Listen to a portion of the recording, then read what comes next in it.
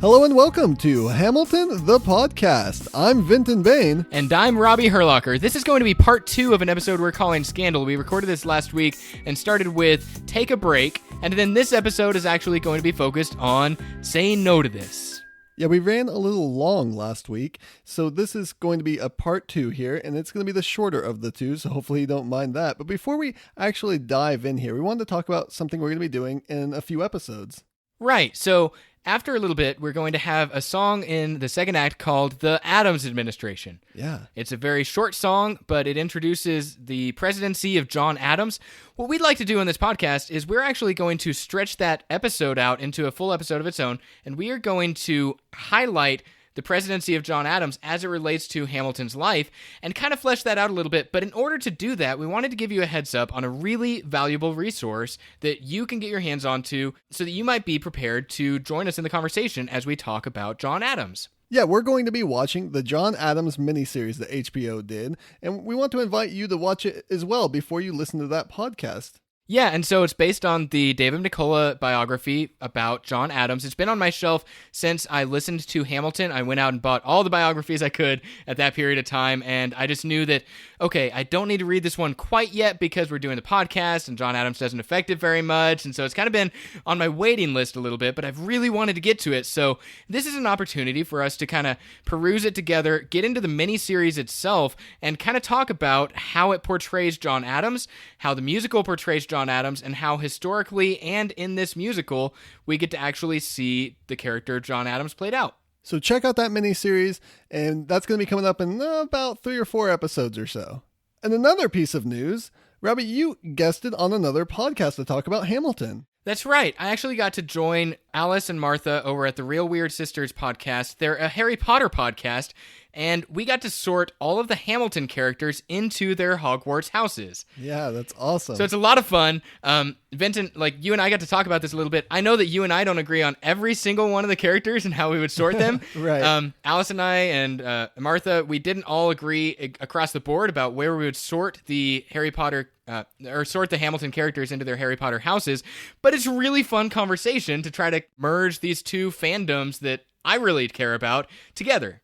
Yeah, so they're going to be putting that up soon. I don't think it's out as we're recording this, but it may be out by the time we drop it. They said about a week or so we'll see. But check out realweirdSisters.com and keep an eye out there for that episode. So as a reminder, if you haven't listened to last week's episode yet, Take a Break, Scandal Part 1, make sure you go back and do that. But if you have listened to last week's episode, then we want to proceed without any further ado. We present for you Scandal Part 2.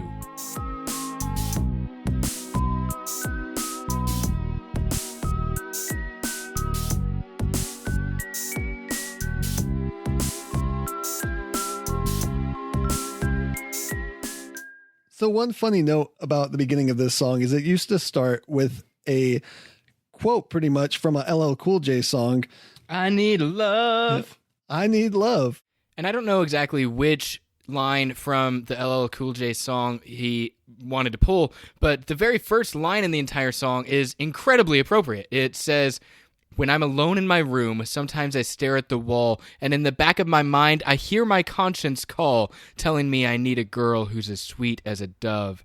For the first time in my life, I see I need love." So LL Cool J is very much in the same situation as Hamilton, alone in his room, staring at the wall, stressed out, and he realizes, I need a girl. And so you can see the parallels immediately between this particular song that we're talking about.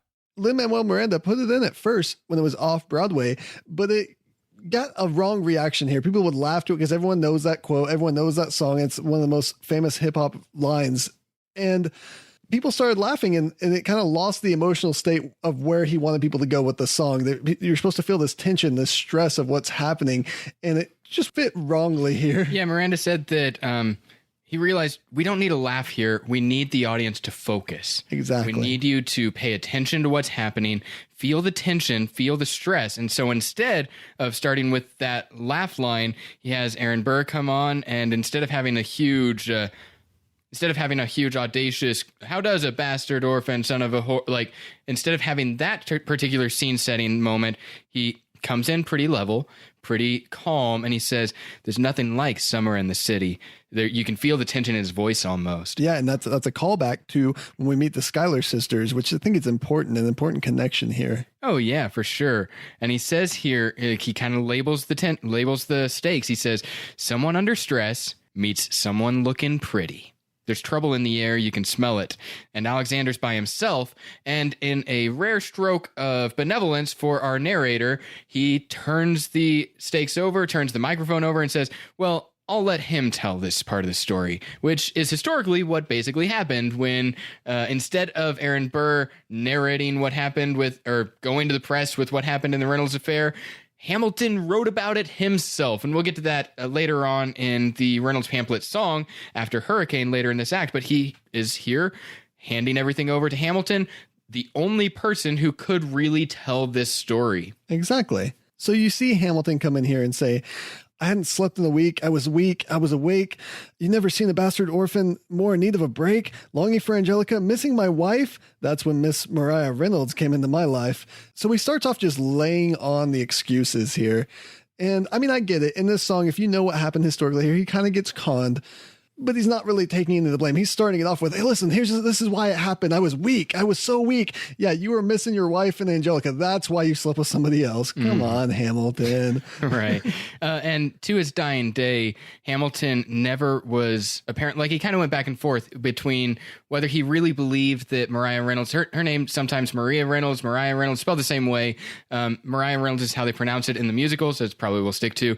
And so Mariah Reynolds, he's not convinced whether she fell in love with him or whether from the very beginning every emotion she ever shared with him was completely fabricated for the sake of exploiting him and getting money from him so that they could take advantage of the Treasury Secretary. So she approaches him in the musical and she says, "I know you're a man of honor." And that's how she opens it up, which, I mean, historically, Chernow even points out that Hamilton had this habit of helping out women in need. He just couldn't help himself. And maybe it was related to something to how his mother's life was and how he wished he could have helped her out more. Yeah, he saw his mother get abandoned by his father. He saw his mother go through some really hard times as a kid. So when Mariah Reynolds comes in and he says, and she tells him that she has a husband who's kind of been beating her. He's been abusive.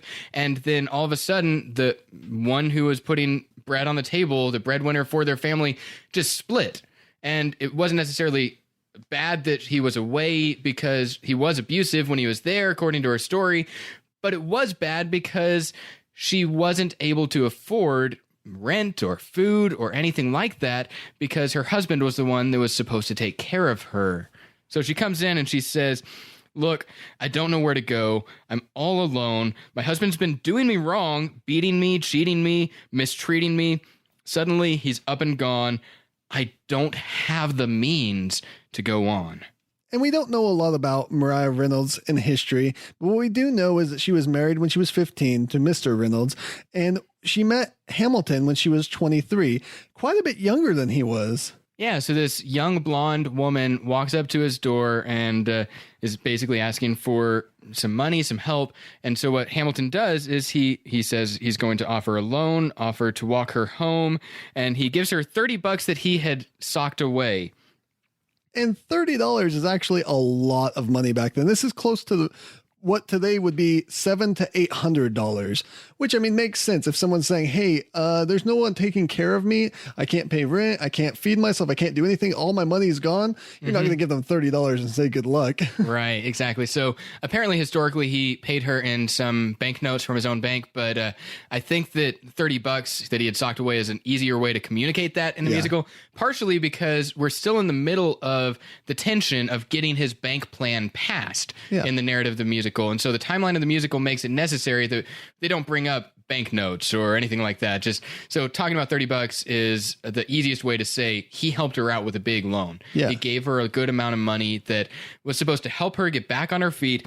And I really like the quote that Hamilton used when he was referencing this. And the way that he described this interaction was, "Some conversation ensued from which it was quickly apparent that other than pecuniary consolation would be acceptable," which is a really hoity-toity way of saying she was willing to have some other types of consolation than just the money.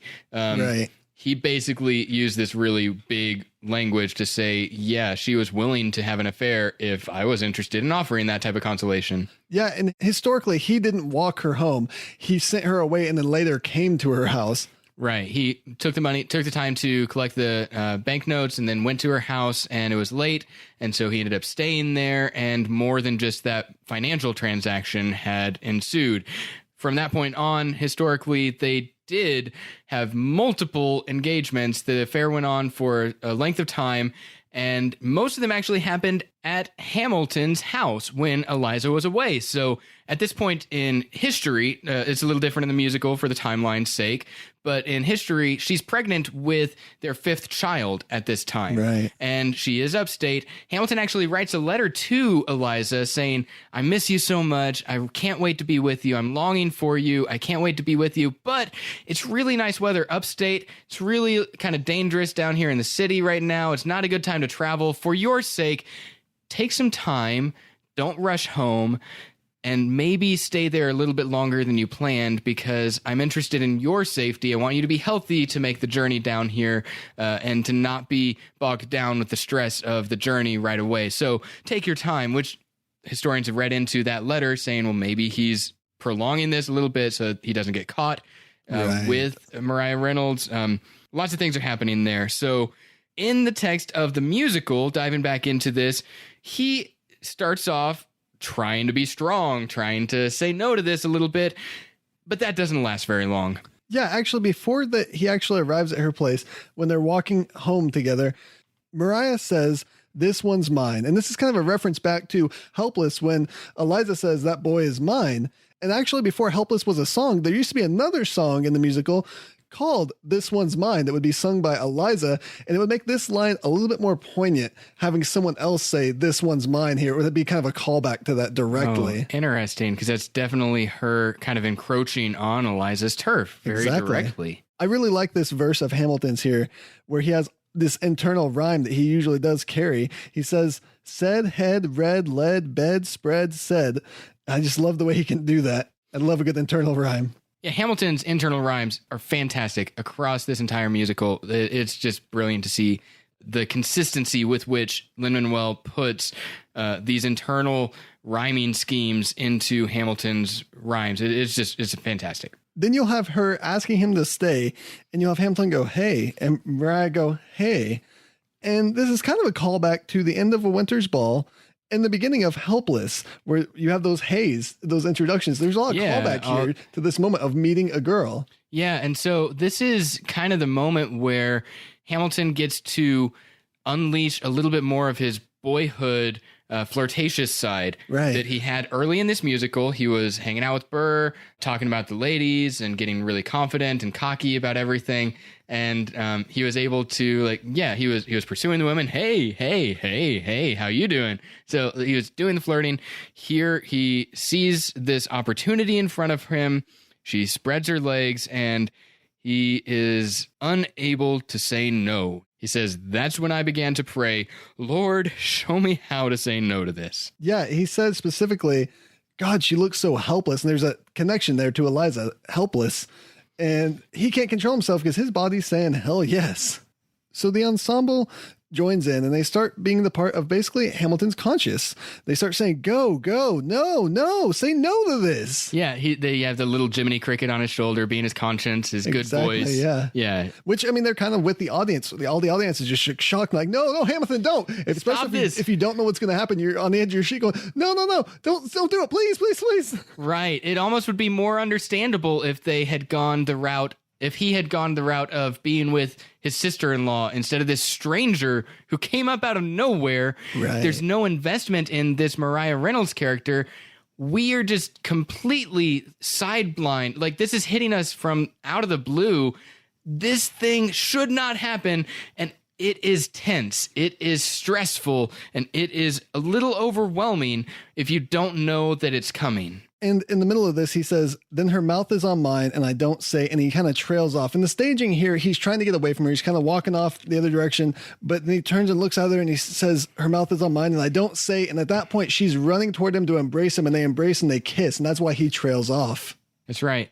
So when I imagined this staging, if you've ever seen the musical Rent, there's a big scene when they have some risque stuff happening on stage, and they kind of have a sheet over everyone and their hands sticking out and their movements around that are kind of simulating. And I'm flailing my arms right now. You can see this on the podcast, I'm sure, where you can see this like frantic moments to simulate some adult things happening behind the sheets. So that's kind of how I imagine the staging happening here, but it is a little more PG audience kind of friendly staging where there's a lot of hugging, embracing, kissing, and just general stuff that husbands should not do with people that are not their wife, but definitely not to the level of Rent as far as what the sexual content looks like on stage. And so he mentions that this becomes a pastime. He wishes he could say it was the last time, but it becomes a pastime. And to give that a bit of context and time here, the affair starts that summer, and it wouldn't be until that December when Hamilton receives the first letter from Mr. Reynolds. Right. So James Reynolds has a history of speculation and taking government insider information and exploiting it to his own advantage. That's something that Mariah Reynolds has actually confided in Hamilton. And yet the usually worldly, intelligent, wise Hamilton is totally taken back by this and is kind of blindsided by this moment where he's kind of hoodwinked by two people who are not nearly his intellectual equals. Like Jefferson could have easily bested Hamilton, but Jefferson never got the better of Hamilton for real. And Madison had a lot of really engaging, compelling arguments with Hamilton, but they were kind of just treated as equals. And then here you have two random people who weren't political, brilliant figureheads, but they got the better of one of the most intelligent men in the family of the founding fathers. They took advantage of him, and his IQ was not a factor. He completely fell victim to this really ridiculous scheme that he should have seen coming. He should have been able to avoid, but because of the tension, because of the stress, because of his feeling trapped, because of all these different things happening all at once, he gives into it. He's taken advantage of, and for quite a while, James Reynolds and his wife Mariah are able to exploit him and take advantage of him. And so what is it that the letter actually says here in the musical? So in the musical, he basically says, "Dear sir, I hope this finds you in good health and prosperous position, enough to put wealth in the pockets of people like me down on their luck. You see, it was my wife who you decided to..." What? And then Hamilton comes in and kind of finishes his sentence and gives his reaction with the, dragging on like that. I always love those types of lines where you don't have to finish the rhyme to know what's actually supposed to be said there. Yeah. So Hamilton can just start the words with "fa," and then you know how to finish it. Yeah, it reminds you of those schoolyard rhymes that you learn where it's obviously leading up to a dirty word, and then you flip it on its head and say something else. Right, exactly. In history here, his first letter didn't include any kind of threat. His first letter basically said, "Hey, pay me $1,000. And this is $1,000 their time, so it's a heck of a lot of money." Right. We talked about how much $30 was. So right. Pay me $1,000 and I'll leave town. I'll take the kids. We'll leave town. You can have her. And he doesn't fulfill that promise. He does not leave town. And also historically, Mariah actually wrote to Hamilton first, a couple days before her husband, basically warning him, "Hey, my husband's going to write to you," and saying, "Hey, come over, my husband's going to write to you." So still not even letting it go, making sure that they were still in the relationship here. Yeah, so she basically lets Hamilton know that her husband came in, he's wise to the affair, and 2 days later, that's when James actually initiates the correspondence with Hamilton saying, "Hey, we need to come to an understanding here. We need to reach an agreement because I am not cool with what you've done in my particular relationship." So she tells Hamilton specifically that her husband's back and they've reconciled, but James eventually does allow them to continue their affair knowingly, with his complete knowing consent, which is so bizarre, so messy, so weird that Hamilton would agree to this, but it happened. And it is a very, very strange thing. I read a lot, so it's a little embarrassing to confess this, but I had to look up what the word cuckold means specifically. But it's just essentially a cuckold is just the person whose spouse had an affair. So if your spouse cheated on you, you get to be labeled a cuckold, which is a big, weird, fancy old word. But yeah, that's what he says. You made me. And so it's time to pay the piper for the pants you unbuckled. Right. And remember back then, even more than today, losing your manhood, quote unquote, being cheated on would make you less of a man somewhat. And you would lose respect in your community if this came out. So this was a big deal. Yeah, it really was a big deal. It wouldn't necessarily spell out immediate political suicide like an affair in today's political climate might, but it would absolutely tarnish his reputation. His integrity would be questioned as a family man, as a person of honor, as a man of religious faith. And in a later episode, I'm really excited to actually get to talk about Hamilton's interactions with faith, but that'll come up closer to the song It's Quiet Uptown. We'll get to that. But there were a lot of really big, strong, prominent politicians in that time who did get around and have affairs very publicly, and they weren't necessarily ashamed of it. Aaron Burr was very open-lipped after Theodosia died about his actual correspondence and his rendezvous and his individual escapades with women, even though that didn't necessarily tarnish his ability to still become the vice president of the United States. Hamilton here, though, is trying to toe the line between his private life and his public life, lacking integrity in one and trying to prove himself above reproach in the other. It's a constant conflict in his own life where he wants to be above reproach politically speaking, but he really throws his family under the bus. So in the musical, he reads this letter and he runs straight to Maria and is like, how could you? And we don't know originally if she was a willing participant in her husband's con or if she was a victim of her husband here. But she would go on to divorce him, actually. And surprisingly enough, Aaron Burr would be the lawyer who would represent her during that divorce. Yeah, exactly. So Ron Chernow and a couple other biographers have commented on how Aaron Burr didn't find out about the affair in the same way that he does in this musical. In history, he probably found out all of the juicy details because he was representing Mariah Reynolds in their official divorce proceedings against James Reynolds. So he was privy to a lot of the details and the inside information that he kind of held on to and didn't specifically come out with against Hamilton for quite a while. Right. And in the lyrics here, Hamilton says, I am ruined, which is interesting that this gets repeated in Burn by Eliza saying, you have ruined our lives. But Hamilton here is just saying, I am ruined. He's not thinking of Eliza. He's not thinking of anyone but himself here, saying, I am ruined. But really, he should be thinking about Eliza. He's ruined her too. Yeah, and it really does kind of take until the later moments of this musical before he does get his vision past the end of his own nose a little bit, where he isn't thinking of his whole family right now. He isn't thinking of Eliza and her heart and how to protect her. He really doesn't even think about her when he writes the Reynolds pamphlet very much. It was kind of thoughtless the way he treats his family in those types of proceedings. So here, I think it's interesting that he actually is very self-aware as to what he puts the guilt a little bit on himself. So instead of saying, I am helpless, how could you do this? He's turning himself around and he stops blaming her and he says, how could I do this? Right. What have I done? Yeah, which is actually a line that was changed in the musical. Earlier versions again said, how could you? And then someone suggested to Lin-Manuel Miranda that he change it. And Lin-Manuel Miranda thought that was a great change. He was like, yeah, Hamilton would be thinking, how could I do this? He would be taking some of that in. And he does say here, I am helpless. The situation is helpless. And it's the only time in the whole musical where Hamilton exactly says that he's out of control, that he cannot control his situation. Yeah, he usually is able to say, I can rise up. I can write my way out. Just you wait. I will find a way to rise above my station and to be victorious over whatever comes my way. Here he sees that he might be his own worst enemy. He might be the one he has to overcome. And he sees, oh my goodness, how can I defeat myself? It's almost as if he doesn't give Thomas Jefferson the potential of being able to be his equal. He doesn't give Madison the potential of being his equal. He doesn't give the Revolutionary War as a whole the ability to be a conflict that can actually defeat him.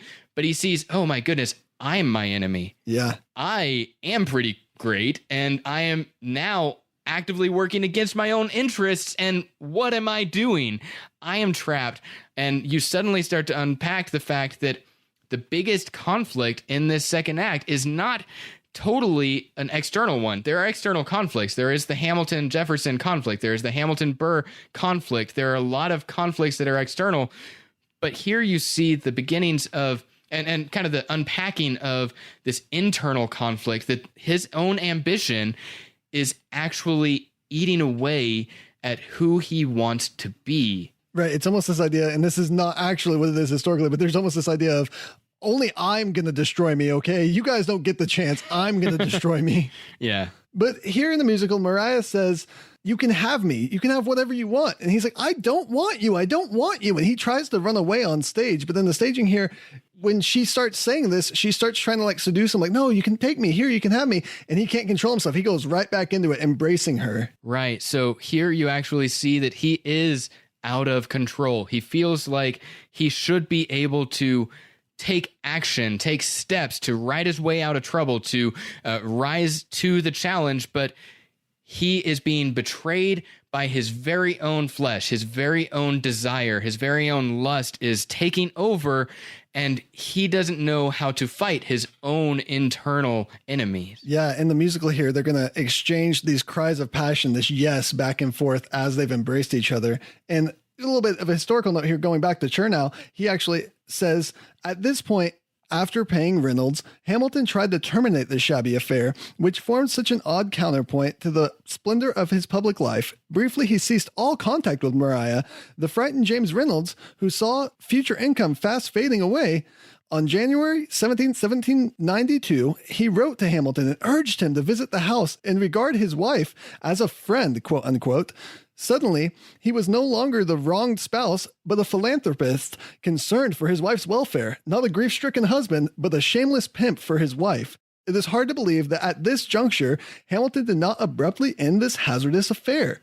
And we should say, we didn't bring this up earlier, but James Reynolds asked for the $1,000 originally, but then would later, every time that Hamilton would meet with his wife, which he would write letters asking him to, basically saying, go be with my wife. And then Hamilton would go be with his wife and he'd get a letter afterwards saying, okay, give me $30 to $40 basically afterwards. The numbers changed, but it was around $30 to $40 each time that they met. He would get a letter afterwards, almost like it was payment for that night. Yeah. And he always kind of kept it vague. He was always like, hey, be a friend, you know, quote unquote. He wouldn't like necessarily mention details. He was just like, be a friend. Right. Well, once you've been exploited in that situation, you'd no longer have to spell it out. Exactly. You can kind of read between the lines. And so if there's that correspondence that's captured, then it becomes a little bit hard to tell what's really happening here, whether it's just, oh, he's helping out a friend, giving him a $30 loan or whatever, helping him out in this particular setting. But we know what's actually happening. We know what's really going on. And so you see that ultimately, and we'll talk more about this when the Reynolds affair is kind of unpacked and the pamphlet is written later in this musical, but when Reynolds is eventually indicted and arrested, he is captured and he's held for speculation charges. He's held for basically cheating. And he makes this statement when he's in prison that says that he has information that if it became public, the Treasury Secretary would be hung. And so he kind of lets loose this information, this nugget of knowledge that says, right, I have insider information that I know something that could absolutely ruin that guy named Hamilton. And he doesn't quite say what that is at that point. Hamilton's the one who destroys his own reputation by making it public. But throughout that, he knows that he has Hamilton in a corner. He knows that he has something on Alexander Hamilton and that he is in the position of power. He is the one who can exploit this situation to his own advantage. And he is the one that actually can name the terms of the relationship. And he really does make Alexander Hamilton keep retreating and pulling back into a corner. And for quite a while, it takes quite a while for Hamilton to actually rise up and stop making those payments. Even after the affair has stopped, he keeps paying for a little while until he finally does say, you know what, I'm done. I'm not going to keep paying you that hush money. Yeah. So as Chernow points out here, historically, this is obviously Hamilton being conned. This isn't an upset husband wanting restitution. He's conning Hamilton. And unfortunately, Hamilton goes along with it. At the end of this song, James is going to ask, so? And Hamilton's going to say, nobody needs to know. Right. Which is one of my favorite references in this particular musical, because Jason Robert Brown is amazing, and he has written some of the best music on Broadway for quite a while, in my opinion. I'm obviously a Lin-Manuel Miranda fan. Yeah. I love the different stylings of Jason Robert Brown. He wrote the musical The Last 5 Years. And this is a direct quote from that musical. It is a direct quote, and so if you're not familiar with the musical, go look it up. There's an absolutely beautiful rendition in the movie version with Anna Kendrick, who actually plays one of the two main characters. The whole story, in a nutshell, is a husband and a wife falling in love, getting married, and then falling apart and falling out of love. But the trick in the musical is that you get to see her going backwards in their timeline, him going forwards in their timeline, and in the middle, they actually sing together and have their wedding day. But at this point in The Last 5 Years, when they bring in this line, nobody needs to know, the husband is actually engaged in an affair, and he is actually pursuing all of these options. He's talked about how hard it is now that he's a married man, and all these options are on his table, and suddenly he's more attractive to all these women that never saw him as attractive before because he's married and he's off the table. So he suddenly gives into it, and his wife is away doing some theater in another area, and he eventually gives in after trying to resist for a while, and he says, nobody needs to know. Let's do this thing. Let's get down. Let's just have an affair. I'm done with it. I'm giving into it. And so when Lin-Manuel Miranda had written this song that says, I can't say no to this. Right. Two different types of no here. He says, there's no way that I can't make that parallel. This is about him trying to resist an affair and giving into an affair. I've talked about saying no, saying no, saying no. I have to end with nobody needs to know. And so he actually called Jason Robert Brown and asked him for permission to use that line. It's almost directly sung the same way. Yeah, you can tell it even kind of breaks the musical a little bit. And it sounds more like in the classical musical here. Right, because it's more in the style of Brown's type of The Last 5 Years type of musical. And so he ends this song with that reference. It's a beautiful little thing for all of us Broadway nerds out there. If you haven't watched The Last 5 Years, go do it. If you just listen to the soundtrack, it's fantastic as well. Lots of brilliant pieces, and this is one of those references that should drive you to looking for more Broadway nuggets throughout the things that you will enjoy because you enjoy this particular show. And that brings us to the end of this song. Next time, we're going to be jumping back into the political life of Hamilton, and it's going to be about 7 or so songs before this gets brought back up. So we're going to have a bit of a break from this, but it's not gone away. It's going to come back and impact Hamilton's life dearly. Right. So this is going to kind of be that dark cloud that's looming over the second act, where you wonder, when is justice going to be done? When are his actions going to actually pay off and have their bad repercussions? And so from the moment he mentioned the name Macbeth to this affair, to all of the things that are going to fall out throughout the rest of this act, to Philip Hamilton's duel and all of the aftermath, this is going to be a tough, emotionally gripping second act for the musical from this point on. So buckle up. I hope you stick with it, because this is where some of the real feelings come out in the musical. This is going to be a lot of intrigue and heartbreak and tragedy, and it's going to be a bumpy ride. Yeah, here comes the roller coaster. Strap in. Right. Next week on the podcast, we'll be talking about The Room Where It Happens and Skylar Defeated. Yeah, and remember that we're going to be talking about the John Adams documentaries from the HBO miniseries sometime in the next 4 weeks from now. And so make sure you try to see if you can pull those up on HBO Go, HBO Now. If you have a friend's password, we won't tell anyone. We're not tattletales like that, that's for sure. Also remember that we have a Patreon page. If you'd like to help support this podcast and the other podcasts on the Graphomania Podcast Network, please consider giving on our Patreon page. Basically what that is a website where you can give money toward us and what we're doing here and get exclusives and bonuses. For just $1 a month, you'll get access to the exclusive feed where we post some exclusive things there. And for more than that, you can get bonuses actually sent to you, physical items in the mail. And there's also the $10 Founding Father level where we'll record something Hamilton related for you.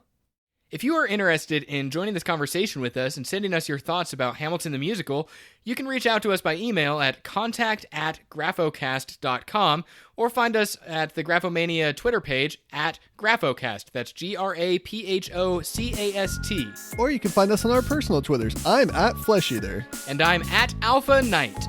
Until next week, I'm Vinton Bayne. And I'm Robbie Hurlocker. See you in the room where it happens.